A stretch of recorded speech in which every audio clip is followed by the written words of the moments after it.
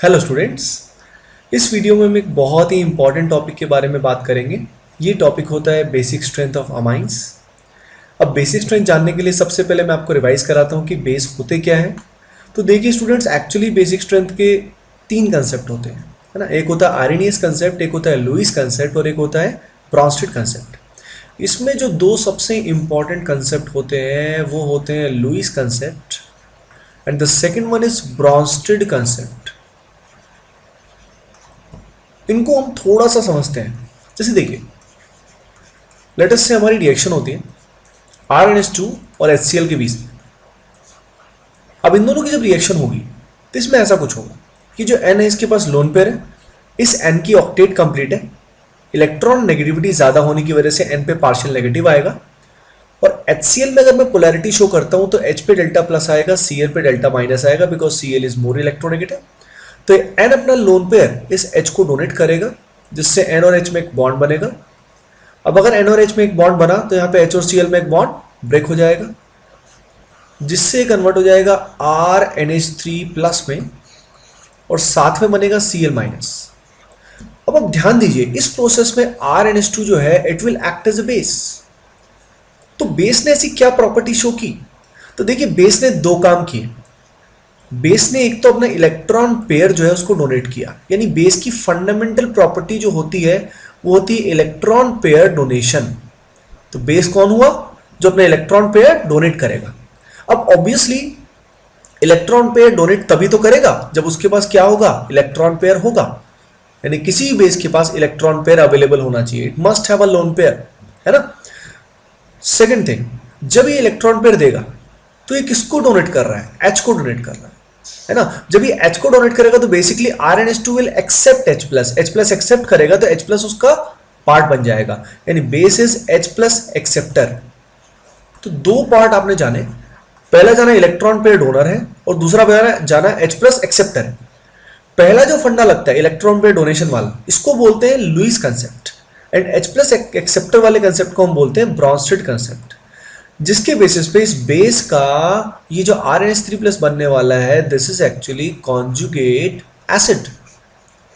ये होता है इसका कोरस्पॉन्डिंग यानी कॉन्जुगेट एसिड जो इससे बना है ना।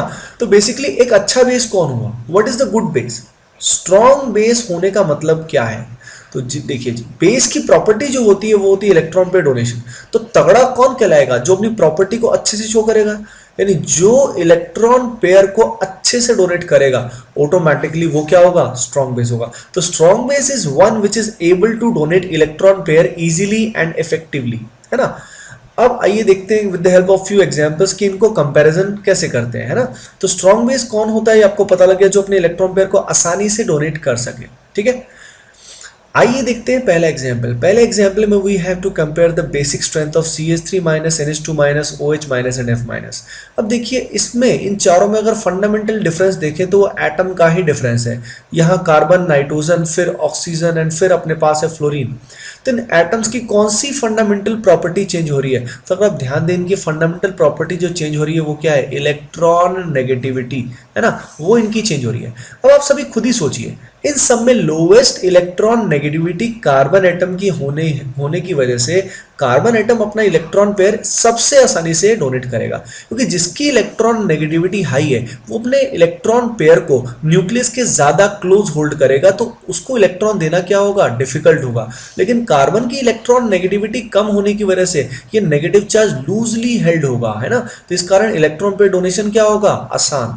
तो बेसिक स्ट्रेंथ सबसे ज्यादा CH3 नेगेटिव की है, फिर NH2 माइनस की, then OH minus and finally F minus. तो आपने जाना कि बेसिक स्ट्रेंथ की ये बहुत इंपॉर्टेंट पार्ट है कि basic strength is directly proportional नहीं होगा, it is inversely proportional to electron negativity.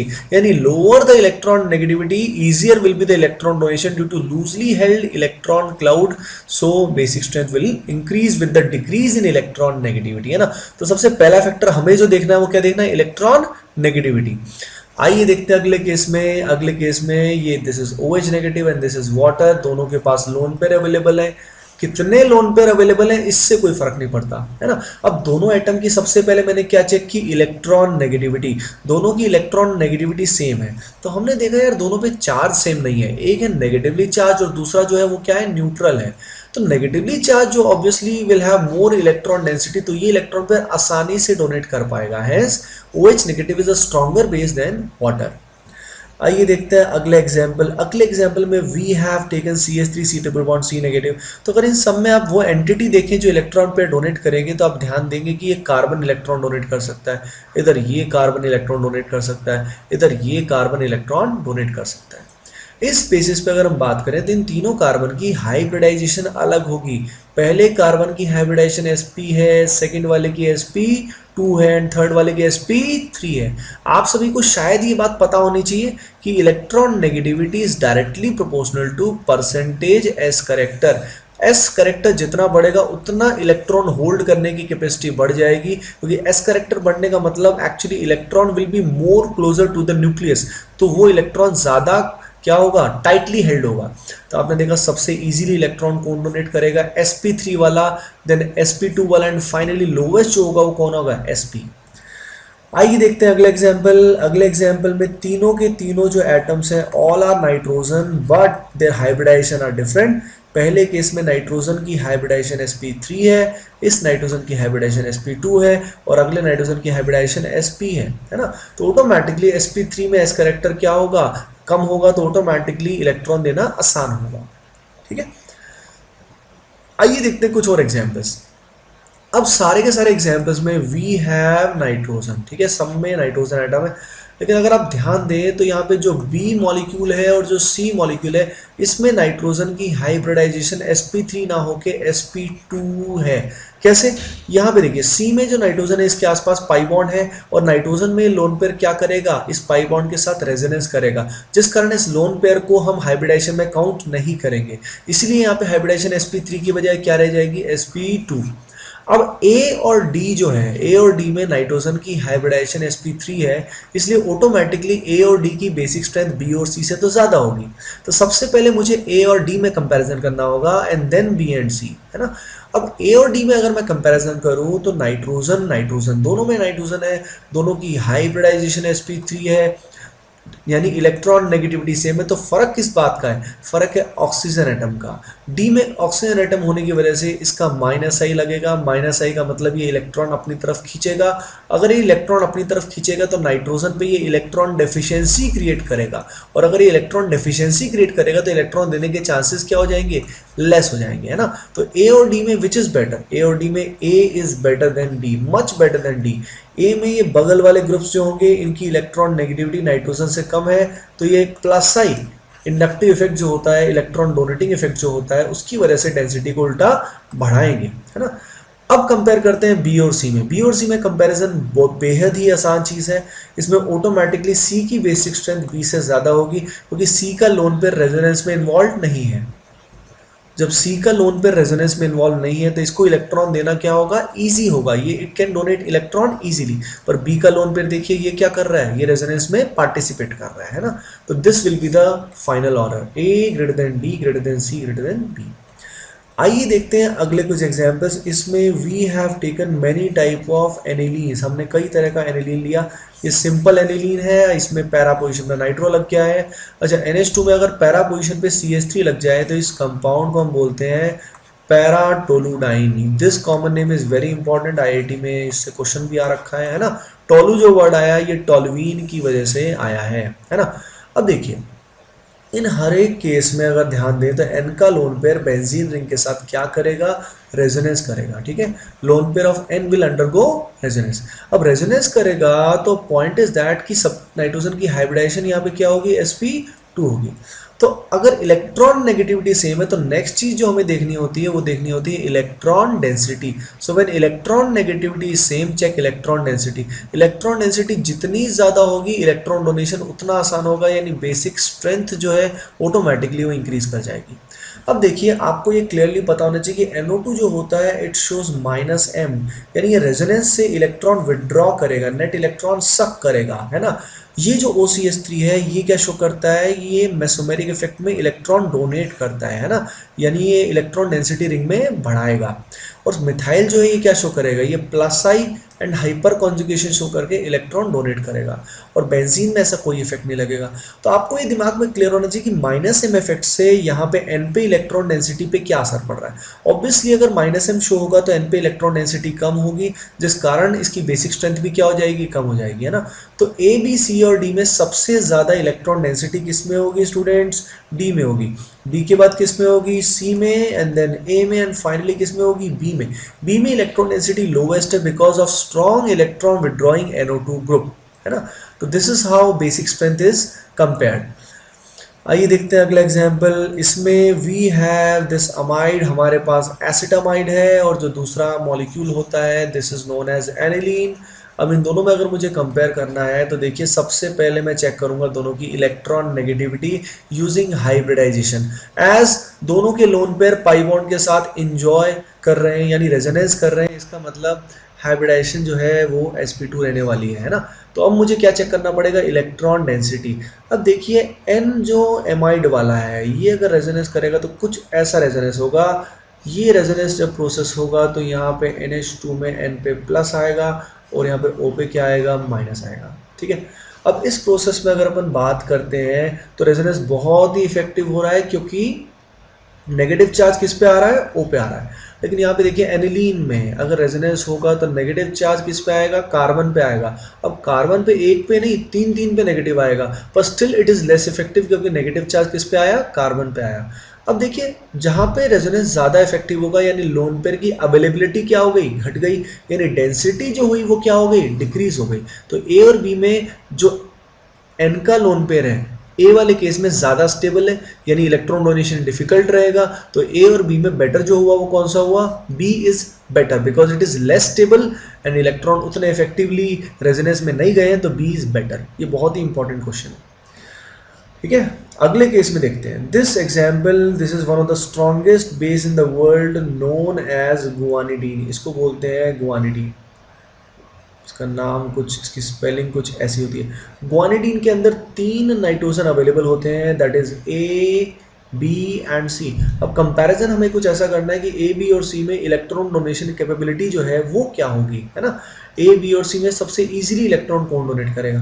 तो देखिए पहली बात यह है कि ए का लोन पेयर रेजोनेंस में पार्टिसिपेट करेगा तो ये पाई बॉन्ड पुश करके सी पे नेगेटिव चार्ज क्रिएट करेगा।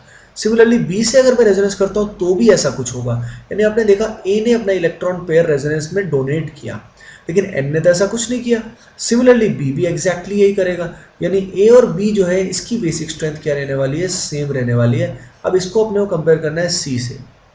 तो देखिए सी में क्या होगा, सी में अगर इलेक्ट्रॉन पेयर इधर गया तो सी में नेगेटिव चार्ज एन पे आएगा, डेंसिटी बढ़ेगी और लोन पेयर रेजोनेंस में पार्टिसिपेट नहीं कर रहा, तो सी की बेसिक स्ट्रेंथ ए और बी से क्या होगी, ज़्यादा होगी।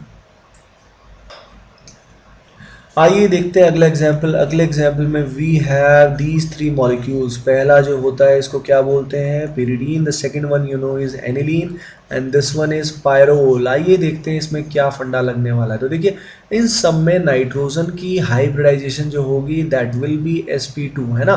तो in that way electron negativity is same, यानी हमको क्या चेक करना होगा, इलेक्ट्रॉन डेंसिटी। याद रखिए इस टर्म को, electron negativity and if it is same then check electron density. More the electron density more will be the basic strength. अब देखते हैं पिरिडीन में इन सब में क्या होगा। तो देखिए पिरिडीन जो है ए जो है इसका बेसिक स्ट्रेंथ सबसे ज़्यादा होगा। रीजन बीइंग इसका लोन पे रेजोनेंस में पार्टिसिपेट नहीं कर रहा है क्योंकि यहाँ पे पाई बॉन्ड और पाई बॉन्ड ही आपस में क्या कर रहे हैं, रेजोनेंस, है ना। अब कंपैरिजन करते हैं बी और सी में। तो देखिए बी और सी में अगर हम देखें तो बी का रेजोनेंस सी के रिस्पेक्ट में ज़्यादा है, लेकिन एक्चुअल में जो सी मॉलिक्यूल है इसके लोन पेयर की वजह से ही पायरोल की एरोमेटिसिटी है, यानी this lone pair is involve in aromaticity, जिसकी वजह से इस लोन पेयर के डोनेट करने से क्या होगा, इस रिंग की एरोमेटिसिटी लूज हो जाएगी। हेंस सी की बेसिक स्ट्रेंथ बहुत ही क्या होगी, कम होगी। बी वाले केस में लोन पेयर का रेजोनेंस तो बहुत होगा पर इस लोन पेयर के होने या ना होने से बेंजीन की एरोमेटिसिटी पे कोई असर नहीं पड़ेगा, इसलिए इसको डोनेट करना सी के रिस्पेक्ट में रिलेटिवली क्या होगा, आसान होगा। तो ए के बाद बी आएगा, बी के बाद सी आएगा। आइए अब देखते हैं एनसीईआरटी के दो special examples. These two examples are very important. देखिए पहले एग्जाम्पल में हमने लिया methane amine, dimethylamine and trimethylamine, ठीक है। अब इस केस में हमें कंपैरिजन करना है इनका बेसिक स्ट्रेंथ, है ना। तो देखिए इन सब नाइट्रोजन के पास ऑब्वियसली लोन पेयर है, सबकी हाइब्रिडाइजेशन भी एग्जैक्टली सेम है ना। तो इस बेसिस पे अगर देखा जाए तो इलेक्ट्रॉन डेंसिटी हम चेक करते हैं। तो इलेक्ट्रॉन डेंसिटी चेक करेंगे तो यहाँ पे 3 मिथाइल ग्रुप्स जो होंगे वो नाइट्रोजन को इलेक्ट्रॉन सप्लाई करेंगे with the help of plus I effect, क्योंकि एन की इलेक्ट्रॉन नेगेटिविटी ज़्यादा होने की वजह से एन पे माइनस आएगा और एन पे इलेक्ट्रॉन डेंसिटी बढ़ेगी। इस तरह के इलेक्ट्रॉन सप्लाई 2 डिग्री अमाइन के अंदर क्या हो जाएंगे, थोड़े से लेस हो जाएंगे, तो इलेक्ट्रॉन डेंसिटी एन पे थोड़ी सी क्या होगी, कम होगी। एंड मिथेन अमाइन के केस में एक ही मिथाइल प्रेजेंट है तो प्लस आई एक का ही लगेगा, तो डेंसिटी और भी कम होगी। अगर इस बेसिस पे देखा जाए तो 3 डिग्री जो है इसकी बेसिक स्ट्रेंथ 2 डिग्री से ज़्यादा होगी और 2 डिग्री की बेसिक स्ट्रेंथ 1 डिग्री से ज़्यादा होगी। And this is in fact the case, यही ऑर्डर आता है, लेकिन this order of basic strength is found in gaseous state. Gaseous phase के अंदर ये ऑर्डर आता है। अगर फेज यहाँ पे एक्वस होता है, यानी पानी अगर यहाँ पे अवेलेबल होता है, तो ऐसे केस में क्या होता है, ऐसे केस में ऑर्डर बिल्कुल रैंडम हो जाता है। एक्वस फेज में सॉल्वेशन का फैक्टर आने की वजह से यहाँ जो ऑर्डर आता है that is 2 degree greater than 1 degree greater than 3 degree. This order is very very important. JEE Mains में, जेई एडवांस में इससे रिलेटेड काफ़ी बार क्वेश्चन आया, तो डायरेक्टली क्वेश्चन इस बेसिस पे आ जाता है। नाउ द क्वेश्चन अराइजेस कि ये ऑर्डर आया किस तरीके से, है ना। How come the order is 2 greater than 1 greater than 3, है ना। तो गैसियस फेज में देखिए ऐसे आ गया, लेकिन अगर यहाँ पे पानी होगा, वाटर इज अवेलेबल, तो ऐसे केस में वाटर क्या करता है, पानी क्या करता है, एच बॉन्डिंग बनाता है। वाटर मेक्स एच बॉन्डिंग, है ना। अब अगर एच बॉन्डिंग की बात करें तो एच बॉन्डिंग उस एच के साथ बनेगा जो एन के साथ जुड़ा होगा। तो अगर आप ध्यान से देखें कि 1 डिग्री अमाइन जो है उसके पास कितने हाइड्रोजन अवेलेबल है, 2 हाइड्रोजन अवेलेबल है ना, जो एच बॉन्डिंग बना सकते हैं। 2 डिग्री अमाइन के अंदर ऐसे एक हाइड्रोजन अवेलेबल है और 3 डिग्री में ऐसा एच अवेलेबल ही नहीं है ना। अब जितना एच बॉन्डिंग ज़्यादा होगा उतना बेसिक स्ट्रेंथ बढ़ जाएगी, ठीक है। एच बॉन्डिंग बढ़ने से बेसिक स्ट्रेंथ बढ़ जाएगी, है ना। अब अगर बेसिक स्ट्रेंथ बढ़ जाएगी तो आपने देखा सबसे ज़्यादा उस बेसिस पे होना चाहिए, एच बॉन्डिंग के बेसिस पे 1 डिग्री, फिर होना चाहिए 2 डिग्री और फिर होना चाहिए 3 डिग्री, पर ये भी आंसर नहीं होता। This is also not correct. तो ये दोनों फैक्टर्स यानी इंडक्टिव एंड एच बॉन्डिंग दोनों फैक्टर मिला के जो नेट ऑर्डर आता है that is 2 degree greater than 1 greater than 3। Similarly अगर हम लेते हैं यहाँ पे मिथाइल की बजाय इथाइल, पिछले केस में हमने मिथाइल लिया था और वहीं पे अगर मैं इथाइल लेता हूँ तो जो ऑर्डर आता है गैसियस फेज में दैट रिमेन्स सेम, लेकिन अगर मैं यहाँ पे एक्वस फेज में ऑर्डर लेता हूँ स्टूडेंट्स, तो ऐसे केस में ऑर्डर आता है 2 degree greater than 3 greater than 1। तो ये आपको याद रखना होगा। इसमें आप निमोनिक इस तरीके से याद रखिए कि 1 डिग्री आएगा, मतलब अगर मिथेन आएगा, मिथाइल वाले केस में आएगा 213 and in the case of ethyl it is 231, यानी 213 एंड 231। ये आपको दिमाग में रखना पड़ेगा। Okay guys, thanks for watching. Please like, share and subscribe.